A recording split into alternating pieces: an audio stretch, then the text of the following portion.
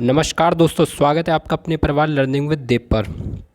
तो दोस्तों, आज ये हमारी UP triple S C PET 2023 की तीसरी क्लास है, जहां पर आज हम अपने सिलेबस पर आधारित नए क्वेश्चंस को करेंगे। तो आइए दोस्तों, बिना देरी किए शुरू करते हैं। और आज का हमारा क्वेश्चन आ गया है, सिंधु का नगलिस्तान किसे कहा जाता है। तो बात की है दोस्तों, अगर आपसे क्वेश्चन पूछा जाए पेपर में कि सिंध का नखलिस्तान या सिंध का बाग किसे कहा जाता है, तो आपको याद रखना है कि जो सिंध का नखलिस्तान और सिंध का बाग है वो मोहनजोदड़ो को कहा जाता है। किसको कहा जाता है भाई? मोहनजोदड़ो को। बहुत ही इंपॉर्टेंट क्वेश्चन है कि सिंध का नखलिस्तान या सिंध का बाग किसे कहते हैं। तो आइए दोस्तों, जरा हम थोड़ा मोहनजोदड़ो के बारे में जानते हैं कि मोहनजोदड़ो है क्या। तो देखिए, मोहनजोदड़ो जो है ये सिंध प्रांत में स्थित है। क्वेश्चन पूछा जा सकता है कि बताइए मोहनजोदड़ो कहाँ स्थित है। तो मोहनजोदड़ो सिंध प्रांत के स्थित है और ये सिंधु नदी के किनारे पर स्थित है। किसके किनारे पर स्थित है भाई? सिंधु नदी के। मोहनजोदड़ो का अर्थ मृतकों का टीला होता है। और मोहनजोदड़ो से एक ईंट पर बिल्ली का पीछा करते हुए कुत्ते के पंजों के निशान मिले हैं। क्वेश्चन पूछा जा सकता है कि बताइए कहाँ से, वह कौन सा स्थान है जहाँ से एक ईंट पर बिल्ली का पीछा करते हुए कुत्तों के पंजे के निशान मिले हैं। तो भाई वो स्थान मोहनजोदड़ो। कौन सा स्थान है? मोहनजोदड़ो। ये बहुत ही इंपॉर्टेंट पॉइंट हो गया। और सबसे इंपॉर्टेंट पॉइंट ये है कि मोहनजोदड़ो से नृत्य करती हुई स्त्री की कांस्य की मूर्ति प्राप्त हुई। ये आपको याद रखना है। पूछा जा सकता है कि बताइए कहाँ पर, वह कौन सा स्थान है जहाँ पर एक स्त्री की कांस्य की नृत्य की मूर्ति प्राप्त हुई है, नृत्य करती हुई। तो वो प्राप्त हुई भाई मोहनजोदड़ो से। कहाँ से प्राप्त हुई? मोहनजोदड़ो से। बहुत ही इंपॉर्टेंट पॉइंट है, इस चीज़ को आपको याद रखना है। चलिए, हमारा आज का अगला क्वेश्चन है, भारत में खोजा गया सबसे पुराना शहर कौन सा था। तो अगर बात की जाए भारत में खोजे गए सबसे पुराने शहर की, तो वो है आपका हड़प्पा। कौन सा शहर है भाई? हड़प्पा। ये चीज़ आपको याद रखनी है। चलिए, हमारा अगला तीसरा क्वेश्चन आ गया है, यह वैदिक संस्कृति संबंधित है। बहुत ही इंपॉर्टेंट क्वेश्चन है। वैदिक युग में यव किसे कहा जाता है। तो अगर बात की जाए यव की, तो वैदिक युग में यव किसको कहा जाता था? तो ये कहा जाता था जौ को। जौ को हम क्या कहते थे? जौ को हम कहते थे यव। तो ये चीज़ हमें याद होनी चाहिए। चलिए, हमारा अगला क्वेश्चन आ गया है, त्रिपिटक का संबंध किस धर्म ग्रंथ से है। तो अगर बात की जाए त्रिपिटक की, तो त्रिपिटक का संबंध है बौद्ध धर्म से। कौन से ग्रंथ से भाई संबंधित है? बौद्ध धर्म से। ये आपको याद होना चाहिए। और कौन कौन से त्रिपिटक हैं? तो एक है सुत्त पिटक, एक विनय पिटक है, एक अभिधम्म पिटक है। कौन कौन से पिटक है? सुत्त पिटक, विनय पिटक, अभिधम्म पिटक। आगे आने वाली क्लासेस में आपको बहुत डीप में इसके बारे में पढ़ाऊँगा, उसकी आप टेंशन ना लें। चलिए, हमारा अगला क्वेश्चन आ गया है, गौतम बुद्ध ने अपना प्रथम उपदेश कहाँ दिया था। तो बहुत ही इंपॉर्टेंट क्वेश्चन है, very very important question. Gautam Buddha ने अपना पहला उपदेश सारनाथ में दिया था। दोस्तों, अगर सारनाथ ना दिया हो तो आपको ऑप्शन में यहाँ पर ऋषिपत्तनम हो सकता है। क्या दिया हो सकता है? ऋषिपत्तनम। तो इस चीज़ को आप याद रखो, या तो सारनाथ दिया होगा या ऋषिपत्तनम दिया होगा। तो इस चीज़ को आप याद रखना, ठीक है। चलो आगे बात करते हैं कि जब महात्मा बुद्ध ने जो अपना प्रथम उपदेश दिया था सारनाथ में, तो इसको बौद्ध धर्म में धर्मचक्र प्रवर्तन कहा गया है। क्या कहा गया है इसको? बौद्ध धर्म में धर्मचक्र प्रवर्तन। अच्छा, महात्मा बुद्ध ने जो उपदेश दिए थे, इनकी भाषा क्या थी? तो इनकी भाषा थी पाली। कौन सी भाषा थी? तो इनकी भाषा थी पाली। ये चीज़ आपको याद रखनी है। चलिए, आज का हमारा अगला क्वेश्चन आ गया है, किसको देवान पियादशी भी कहा जाता है। तो अगर बात की जाए कि वह कौन सा राजा है, वह कौन सा सम्राट हुआ जिसको भारत में देवान पियादशी कहा गया था, तो वो किसको कहा गया था? तो वो कहा गया था अशोक को। किसको कहा गया था भाई? अशोक को। आइए, अशोक के संबंधित हम कुछ इंपॉर्टेंट पॉइंट जानते हैं जो परीक्षा पूछे जा सकते हैं।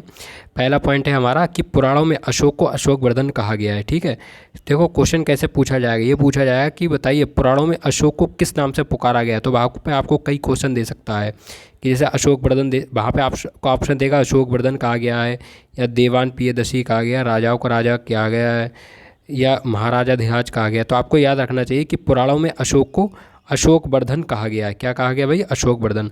अच्छा, वह कौन सा अभिलेख है जिसमें अशोक ने स्वयं को मगध का राजा बताया था। तो वो अभिलेख है भ्राभु अभिलेख। ये चीज़ आपको बहुत इंपॉर्टेंट है, आपके लिए वेरी वेरी इंपॉर्टेंट। आप इस पर टिक कर लेना अपने नोट्स बना रहे हो तो, कि भ्राभु अभिलेख है जिसमें कहा गया था अशोक ने स्वयं को मगध का राजा। तो ये चीज़ आपको याद रखनी है। साथ ही हमारा अगला इंपॉर्टेंट पॉइंट आ गया है, 261 ईसा पूर्व में अशोक ने कलिंग को जीता था। ये पूछी जा सकती है सन, कि ये बताइए अशोक ने कलिंग को कब जीता था। तो वो जीता था 261 ईसा पूर्व में। चलिए, अगला पॉइंट है हमारा, कलिंग को जीतने के बाद इसने बौद्ध धर्म अपना लिया था। भाई अशोक ने कौन सा धर्म अपनाया था? बौद्ध धर्म। और अगर बात की जाए पहले अशोक किस धर्म को मानता था, तो वो मानता था शैव धर्म को। ठीक है, किसको मानता था? शैव धर्म को। और कलिंग को जीतने के बाद अशोक ने किस धर्म को अपना लिया था? तो इसने अपना लिया था बौद्ध धर्म को। तो ये चीज़ आपको याद रखनी है। अच्छा, अगला पॉइंट हमारा है कि राज सिंहासन पर बैठने के लिए इसने अपने बड़े भाई सुसीम की हत्या कर दी थी। ठीक है, पूछा जा सकता है कि भाई अशोक के बड़े भाई का नाम बताइए जिसकी अशोक ने राज सिंहासन पर बैठने के लिए हत्या कर दी थी। तो उसके भाई का नाम क्या है? सुसीम। ये चीज़ आपको याद होनी चाहिए। चलिए, हमारा अगला इंपॉर्टेंट क्वेश्चन आ गया है, विक्रम संवत कब से शुरू हुआ था? ठीक है, विक्रम संवत कब से शुरू हुआ? तो ये हुआ था 58 ईसा पूर्व से। इस चीज़ को आप नोट डाउन कर लेना क्योंकि ये पूछा जा सकता है। ये वाला क्वेश्चन बहुत ही इंपॉर्टेंट है। संवत से संबंधित क्वेश्चन यूपी SSS पैट की जो पहली वाली परीक्षा हुई थी उसमें पूछा गया था। एक संवत से रिलेटेड क्वेश्चन आया था, संवत दिया था और पूछा था कि ये कब से शुरू हुआ है। अब ये मुझे याद नहीं आ रहा कि ये 58 ईसा पूर्व वाला था या 78 ईसा पूर्व वाला था, ये पूछा गया था। तो ये चीज़ आपको याद रखनी कि मैं जो जो आपको पढ़ा रहा हूँ सारा कंपटीशन रिलेटेड है और जो पूछा जाएगा वही। मैं कोई भी आपको अनावश्यक चीज़ नहीं दे रहा हूँ और मैं जितना पढ़ा रहा हूँ आप मान के चलिए 100% वहाँ से आने वाला है। मैं आपको बता रहा हूँ क्योंकि मैं पूरा सिलेबस को देख के चल रहा हूँ। मैं कुछ भी अल्ल बल्ल नहीं पढ़ा रहा हूँ। जो भी चीज़ है सारी सिलेबस में आपके है। आप प्रीवियस ईयर के पेपर उठा के देखना, मैं जो भी आपको क्वेश्चन करा रहा हूँ, जो भी टॉपिक से रिलेटेड करा रहा हूँ, वो सारे आपके सिलेबस में और वहीं से ही क्वेश्चन पूछे गए। कोई भी ऐसा नहीं कि मैं कुछ बहुत हाई लेवल या बहुत लो लेवल लेके चल रहा हूँ।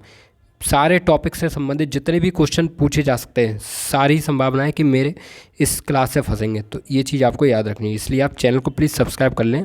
आपको रेगुलर बेसिस पर एक क्लास दी जाएगी और सारे इंपॉर्टेंट फैक्ट करा दिए जाएंगे। ठीक है, चलिए, तो हमारा क्वेश्चन क्या भाई, विक्रम संवत कब से शुरू हुआ? तो ये हुआ था 58 ईसा पूर्व से। ये आपको याद कर लेना है, पूछा जा सकता है क्योंकि संवत से रिलेटेड पहली वाली परीक्षा में क्वेश्चन पूछा गया था। चलिए, हमारा अगला क्वेश्चन है भाई, भारतीय संस्कृति का स्वर्ण काल किसे कहा जाता है? वेरी वेरी इंपॉर्टेंट क्वेश्चन है, वेरी वेरी इंपॉर्टेंट क्वेश्चन भाई। अगर बात की जाए भारतीय संस्कृति के स्वर्ण काल की तो ये कहा जाता है गुप्त काल को। किसको कहा जाता है? गुप्त काल को। ये चीज़ आपको याद रखनी है। चलिए, हमारा अगला क्वेश्चन आ गया है, हर्षचरित किसके द्वारा लिखी गई है? तो भाई हर्षचरित बाणभट्ट के द्वारा लिखी गई है। किसके द्वारा लिखी गई है? बाणभट्ट के द्वारा। ये चीज़ आपको याद रखनी है। चलिए, अगला क्वेश्चन है हमारा, शिवाजी के राजनीतिक गुरु और संरक्षक कौन थे? तो अगर बात की जाए शिवाजी महाराज की तो इनके राजनीतिक गुरु और संरक्षक थे कोंडदेव। कौन थे भाई? कोंडदेव। चलिए, अगला क्वेश्चन है हमारा, वेरी इंपॉर्टेंट क्वेश्चन, महाराष्ट्र का सुकरात किसे कहा जाता है? तो अगर की जाए महाराष्ट्र के सुकरात की बात तो महाराष्ट्र का सुकरात कहा जाता है MG रानाडे को। किसको कहा जाता है? MG रानाडे। अगर MG रानाडे ना हो ऑप्शन में तो हो सकता है महादेव गोविंद रानाडे, क्योंकि MG रानाडे का पूरा नाम क्या है? महादेव गोविंद रानाडे। तो ये भी हो सकता है ऑप्शन। ये चीज़ आपको याद रखनी है कि MG रानाडे का पूरा नाम क्या है? महादेव गोविंद रानाडे। तो महाराष्ट्र का सुकरात किसे कहा जाता है? तो महाराष्ट्र का सुकरात MG रानाडे को कहा जाता है या महादेव गोविंद रानाडे को कहा जाता है। चलिए, अगला क्वेश्चन आ गया है हमारा, और क्वेश्चन हमारा है, ध्रुवों पर दिन की अवधि कितनी होती है? तो अगर बात की जाए ध्रुवों पर तो ध्रुवों पर दिन की अवधि होती 6 माह। कितने महीने की होती है भाई? 6 महीने की। तो ये चीज़ आपको याद रखनी है, पूछा जा सकता है। चलिए, अगला हमारा इंपॉर्टेंट क्वेश्चन आ गया है, विश्व की सबसे बड़ी मीठे पानी की झील कौन सी है? तो अगर बात की जाए कि ऐसी कौन सी झील है जो कि विश्व की सबसे बड़ी मीठे पानी की झील है, तो भाई वो है हमारी सुपीरियर झील। कौन सी झील है? सुपीरियर झील। झीलों से संबंधित मैं आपको कुछ इंपॉर्टेंट क्वेश्चन बता देता हूँ, यहाँ से क्वेश्चन पूछे जा सकते हैं। भाई विश्व की सबसे बड़ी झील कौन सी है? तो विश्व की सबसे बड़ी झील कैस्पियन सागर है। पूछा जा सकता है कि बताइए वह कौन सी झील है जो दुनिया की सबसे बड़ी झील है? तो वो है कैस्पियन सागर। कौन सी झील है भाई? कैस्पियन सागर।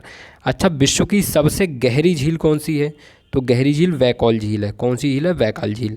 अच्छा, विश्व की सबसे बड़ी खारे पानी की झील कौन सी है?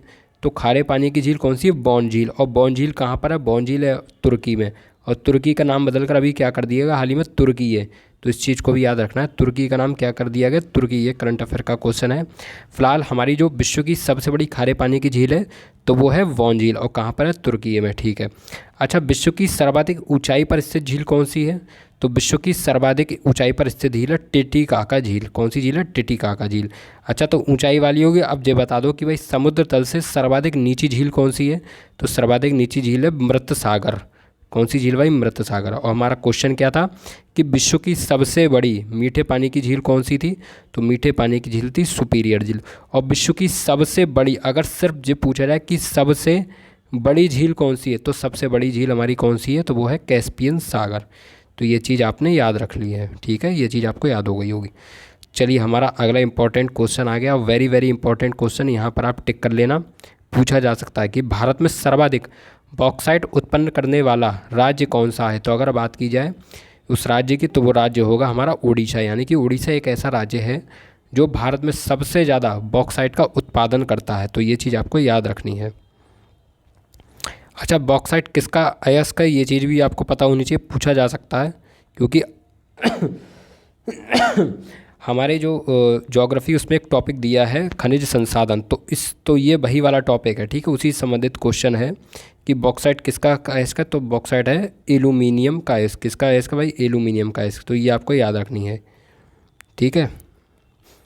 एल्यूमिनियम के और भी अयस्क होते हैं, बॉक्साइट होता है, कोरंडम होता है, फेलस्पार होता है, इल्यूनाइट होता है, क्रायोलाइट होता है, काउलिन होता है। तो ये जितने भी अयस्क मैं सारे आपको करा दूंगा आगे, ठीक है, आपको इसकी टेंशन नहीं लेनी है, मैं आपको सारे डीपली सब करा दूंगा, कुछ भी छूटेगा नहीं। जो भी पेपर आएगा यहीं से आएगा, इसी क्लास से आएगा, समझ लेना। चलिए हमारा अगला क्वेश्चन है, प्रथम पंचवर्षीय योजना किस मॉडल पर आधारित थी? बहुत ही इंपॉर्टेंट क्वेश्चन है। पंचवर्षीय योजना से आप देखना, सिलेबस में आपका अलग से दिया है पंचवर्षीय योजना चैप्टर। तो जो प्रथम पंचवर्षीय योजना थी उसका जो मॉडल था, तो वो था हेराल्ड डोमर मॉडल। कौन सा मॉडल था? Herald Domar model. अच्छा, इसमें भाई प्राथमिकता किसको दी गई प्रथम पंचवर्षीय योजना में? तो परंतु प्रथम पंचवर्षीय योजना में कृषि व सिंचाई को प्राथमिकता दी गई थी, ठीक है। इसमें किसको प्राथमिकता दी गई थी? कृषि व सिंचाई को। तो ये चीज़ आपको याद रखनी है। चलिए हमारा अगला क्वेश्चन है, भारतीय संविधान में राज्य के नीति निर्देशक तत्वों को कहाँ से लिया गया है? तो भारतीय संविधान की बात की जाए तो यहाँ पर राज्य के नीति निर्देशक तत्वों को लिया गया है आयरलैंड से। कहाँ से लिया गया भाई? आयरलैंड से। बहुत ही इंपॉर्टेंट क्वेश्चन है, क्योंकि नीति निर्देशक सिद्धांत से पिछली बार भी पूछा गया था और उससे पहले वाली जो परीक्षा हुई थी उसमें भी पूछा गया था। मैं आपको कुछ चैप्टर बता दे रहा हूँ, अगर आप देखिए, मैं आपको कुछ इंपॉर्टेंट चैप्टर बता दे रहा हूँ पॉलिटिकल साइंस के लिए। अगर आप कुछ नहीं पढ़ के जाते हैं, फिर भी अगर आप कुछ चैप्टर पढ़ लेते हैं तो आपका पॉलिटिकल साइंस हल हो जाएगी। कौन कौन सा? एक तो आपको पढ़ना मौलिक अधिकार, ठीक है, मौलिक अधिकार इम्पॉर्टेंट, बहुत इंपॉर्टेंट बात बता रहा हूँ। अगर आपने मौलिक अधिकार पढ़ लिया तो समझ लिया आपका कल्याण हो जाएगा। यहाँ से आपको एक क्वेश्चन गारंटेड मिलने वाला है, ये समझ लो। एक मौलिक अधिकार पढ़ लो और एक चैप्टर है आपका नीति निर्देशक सिद्धांत, जरूर पढ़ना है। मैं हर क्लास में आपको इससे संबंधित क्वेश्चन करा रहा हूँ कि जिससे जब तक पेपर हो ये आपको सारे क्वेश्चन रट जाएँ और यहीं से ही क्वेश्चन आएगा, इस बात की मैं आपको गारंटी दे रहा हूँ। एक मौलिक अधिकार हो गया, एक नीति निर्देशक सिद्धांत हो गया, ठीक है। ये दोनों ऐसे चैप्टर हैं जो पॉलिटिकल साइंस में पूछे जाएंगे। और अगर आप चाहो तो मौलिक कर्तव्य को ही पढ़ लो, ठीक है। मौलिक कर्तव्य में कुछ ज़्यादा नहीं, बस आपको एक दो बार पढ़ना होगा, आपको सब समझ में आ जाएगा कि उसमें क्या क्या दिया है। बस वो कुछ पॉइंट आपको याद करने, बस ये तीन अगर आप चैप्टर पढ़ के चले जाते हो तो मैं आपको सच बता रहा हूँ, यहाँ से आपको क्वेश्चन मिलेगा ज़रूर। ऐसा नहीं है कि यहाँ से क्वेश्चन फंसे नहीं, बिल्कुल फंसेगा, गारंटेड फंसेगा। हर बार आ रहा है, हर बार पूछा जा रहा है मौलिक अधिकार से और मौलिक और नीति निर्देशक सिद्धांत से, ठीक है। और मौलिक कर्तव्य से भी पूछा जा सकता है, संभावना है, तो इसलिए उसको भी पढ़ो, ठीक है। चलो, ये हमारा पॉइंट क्या है भाई नीति निर्देशक तत्व का, कि भारतीय संविधान के भाग 4 में नीति निर्देशक तत्वों का उल्लेख है। पूछा जा सकता है कि बताइए भारतीय संविधान का वह कौन सा भाग है जिसमें राज्य के नीति निर्देशक तत्वों का उल्लेख किया गया है? तो वो है भाग 4, ठीक है, ये आपको याद होना चाहिए। और भारतीय संविधान में नीति निर्देशक तत्व कहाँ से लेकर, मतलब किस अनुच्छेद से लेकर कहाँ तक दिए गए, तो ये आपको पता होना चाहिए कि अनुच्छेद 36 से लेकर 51 तक नीति निर्देशक तत्वों का वर्णन किया गया है, ठीक है। कौन से अनुच्छेद में है भाई? अनुच्छेद 36 से लेकर 51 तक नीति निर्देशक तत्वों का उल्लेख है भारतीय संविधान में। तो ये चीज़ आपको याद होनी चाहिए। चलिए हमारा अगला क्वेश्चन आ गया है, भारतीय नागरिकों के लिए एक समान सिविल संहिता प्राप्त कराने की बात कही गई है। भाई इस समय बात की जाए तो समान नागरिक संहिता की बहुत बात चल रही है पूरे देश में, ठीक है। तो ये बहुत ही इंपॉर्टेंट क्वेश्चन बना सकता है कि बताइए एक समान सिविल संहिता किस अनुच्छेद में है? तो ये आपको पता होना चाहिए कि ये है आर्टिकल नंबर 44 में, ठीक है। एक समान, देखो इसकी ट्रिक हो सकती है, जैसे आप 44 है तो 44 के 4 समान हो गए, नहीं हो गए, तो ऐसे भी आप समझ सकते हो, ठीक है, कि एक समान सिविल संहिता या भारत या एक समान नागरिक संहिता। तो समान नागरिक संहिता यानी कि समान, तो समान क्या, चारों चार एक दूसरे समान है, तो ऐसे आप ट्रिक बना के आ सकते हो तो कि आर्टिकल 44 से संबंधित है। ठीक है, पूछा जा सकता है क्वेश्चन, इसलिए मैं आपको बता रहा हूँ क्योंकि ये करंट का भी इस समय क्वेश्चन बना हुआ है। और ये है नीति निर्देशक तत्व चैप्टर का। कौन सा चैप्टर? नीति निर्देशक तत्व। ये आपके टॉपिक में दिया गया है, बहुत ही इंपॉर्टेंट है, तो इसको रट कर जाए। सही है। चलिए अगला क्वेश्चन है हमारा, संसद का स्थायी सदन कौन सा है? तो अगर बात की जाए कि वह कौन सा सदन है जो संसद का स्थायी सदन है, तो स्थायी सदन कौन सा? हमारा राज्यसभा। यानी कि राज्यसभा को कभी विघटित नहीं किया जा सकता, ऐसे कभी सत्रावसान किया जा सके। ये स्थायी सदन है। कैसा सदन है भाई? स्थायी सदन है। और लोकसभा कैसा सदन है? तो लोकसभा अस्थायी सदन है। हम आगे इसकी विस्तार से चर्चा करेंगे, आप टेंशन ना लें, सारे चैप्टर आपको कराए जाएंगे। देखिए एक ये क्वेश्चन ऐसा है जो हर बार पूछा जा रहा है UPSSC पैट में, चाहे इस बार हुआ जो हो उसमें पूछा गया और इससे पहले हुआ उसमें ही पूछा गया। अभी तक 2 बार आयोजित कराया गया और दोनों बार पूछा गया। पुस्तक बहुत इंपॉर्टेंट चैप्टर है, हर बार एक पुस्तक पूछी जा रही है और ज़्यादा कठिन नहीं पूछी जा रही है। अगर आप सोच रहे हैं बहुत कठिन कठिन पुस्तक याद करना, बिल्कुल ज़रूरत नहीं है, बहुत नॉर्मल सब पुस्तक पूछी जा रही है। ठीक है ना, तो आपको याद रखना चाहिए बहुत सरल किताबें पूछी जाएंगी। मैं आपको सारी किताबें करा डालूंगा जो जहाँ जहाँ से क्वेश्चन बनेंगे। तो हमारा क्वेश्चन क्या है भाई? रविन्द्रनाथ टैगोर द्वारा लिखी गई पुस्तक कौन सी है? तो बात बताओ भाई, कौन सी लिखी गई रविन्द्रनाथ टैगोर ने? तो वो लिखी है गीतांजलि। बहुत इंपॉर्टेंट है, हो सकता है इस बार पूछा जाए, क्योंकि अभी तक एक बार पूछा गया था माई एक्सपेरिमेंट विद ट्रुथ, जो पहला वाला हुआ था उसमें पूछा गया था माई एक्सपेरिमेंट विद ट्रुथ किसकी थी? तो वो है महात्मा गांधी की। ठीक है, और पिछली बार पूछा गया था डिस्कवरी ऑफ इंडिया, तो वो थी पंडित जवाहरलाल नेहरू की। तो आप जानते हैं ये बचपन से आप पढ़ते चले जा रहे हो, बहुत सरल किताब पूछ रहा है। तो ऐसे ही हो सकता है इस बार गीतांजलि पूछ ली जाए, क्योंकि बहुत सरल है। तो जितनी सरल है आपको सारी याद होनी चाहिए। ठीक है, सरल सरल जरूर होनी चाहिए, क्योंकि सरल से ही पूछी जा रही हैं, जो हम लोग अमूमन नॉर्मल पढ़ते रहते हैं अक्सर किसी भी कंपटीशन में, तो वही पूछी जा रही हैं, ज़्यादा हाई फाई किताबें नहीं पूछना है। चलिए मैं आपको और कुछ किताबें बता देता हूँ। जैसे यहाँ पर कह दिया मालती माधव, चलो आगे मैंने आगे मैंने इंक्लूड नहीं किया, कोई बात नहीं, मैं आपको यहीं बता दे रहा हूँ। मैं समझ रहा था हो सकता मैंने आगे आपके लिए यहाँ पर टाइप कर दिया गया हूँ। चलो मालती माधव किसकी है? तो मालती माधव है भवभूति की। ठीक है, मालती माधव किसकी है? भवभूति की। और डेथ ऑफ ए सिटी किसकी है? तो डेथ ऑफ ए सिटी है अमृता प्रीतम की।